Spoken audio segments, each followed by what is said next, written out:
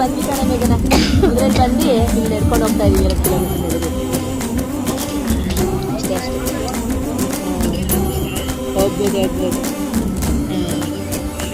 ಏನಿಲ್ಲ ಆರಾಮಾಗಿ ಬಂದ್ವಿ ನಡೆಯೋಕ್ಕಾಗಲ್ಲಪ್ಪ